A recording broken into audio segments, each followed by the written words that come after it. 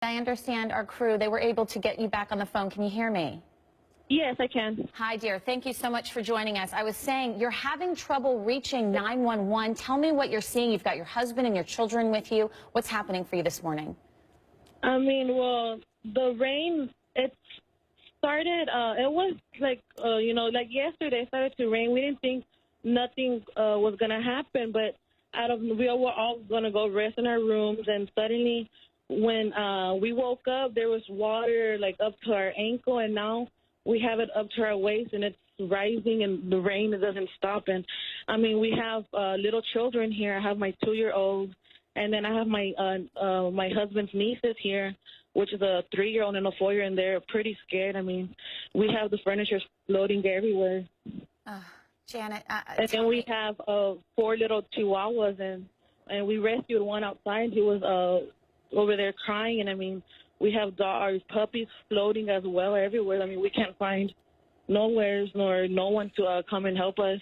Janet, we're showing our viewers some pictures that you have sent in, some video actually from earlier this morning. I know you said it was ankle high this morning. It is now waist high. What options do you have? You can't reach law enforcement to get to you to rescue. What options? Do you have an attic? Are you able to get to a roof? Can you get out the door? Tell me what your options are. Outside is worse than inside. We open the door, and it's hard. It's hard to open the door because the water pushes the door in, and it's raining. I've heard my mom has been texting me saying, go to the roof, but it's pretty risky going with child, and it's still raining outside. Tell me what's happening when you're calling 911. You have a 2-year-old there, you have a 4-year-old. Tell me what do you reach? The lines are busy, or it's just ringing and ringing, and there's no answer. I understand, so there's other people with the same situation, but I've called like several other rescue lines, and they're all busy or they don't answer. What about your neighbors? Are you been in contact with anyone else that can get to you to get you help? No, they're all in the same situation, and actually I'm worried about one of ours, since she's an elder lady, and we haven't been able to go over there because it's pretty flooded. If we go outside, it's higher than it's like almost to like our chest area. We go outside. Janet, tell me exactly where you are. It's the southwest area of Houston. You said you're near a bayou. Give me an exact location when we're talking about streets here. I'm in the Westbury location, next to the water HollyHood Bayou. Mm-hmm. Janet, there's part of me that's just speechless about what you're going through. And if there are any officials that are watching our air right now, to talk to a mother who has her 2 children. You said they're 2 and 4 years old? Well, my son is a 2-year-old, and my nieces are a 3 and a 4-year-old. We are right now, Janet, trying to get the fire chief on the phone, actually the Harris County Sheriff, so that we can get direct contact. But remind us, you said you're in the Westbury part of town? Yes, I'm literally in front of, like a street away from the Westbury High School. Westbury High School. What we're trying to do is we're trying to get the sheriff on the phone for Harris County. One of the big issues we cannot underscore enough, people like Janet, your neighbors who you said are elderly, they can't get anyone on the phone to let them know that the water is waist deep. It's going to continue to rain. Janet, you've told me you're not quite sure what your options are right now as far as where you can go. Yes, because we can't. All of our furniture, and we had our stall, but it's literally flying all over the streets, and our furniture. My son is on the bed asleep, but he's everywhere right now. Janet, can you give me your exact address? Yes, it's 11902 Mullins Drive. And how do you spell that drive? Mullins is MULLINS. Drive.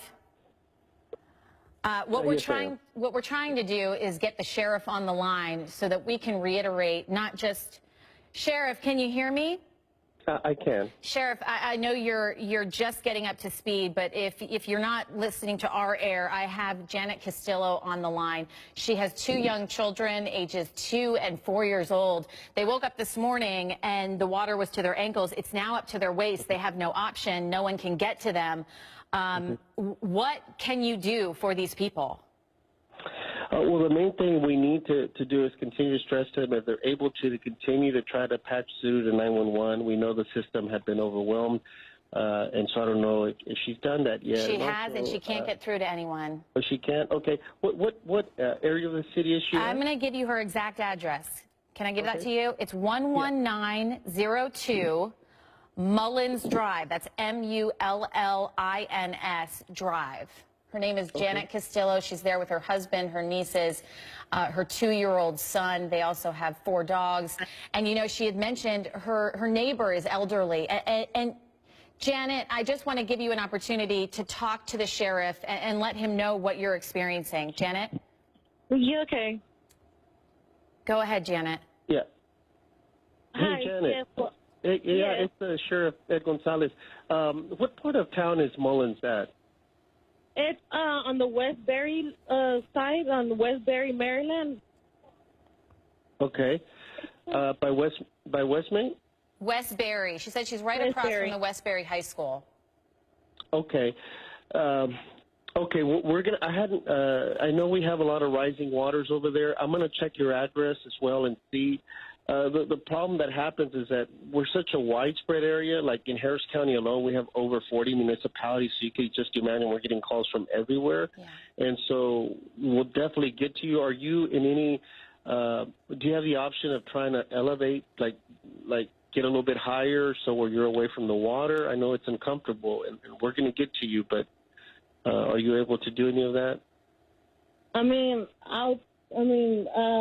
the kids, I know they're safe in the mattress floating around, but the attic-wise, I've been hearing that we had to have at least a chainsaw or an axe, and that's something we don't have available. Correct.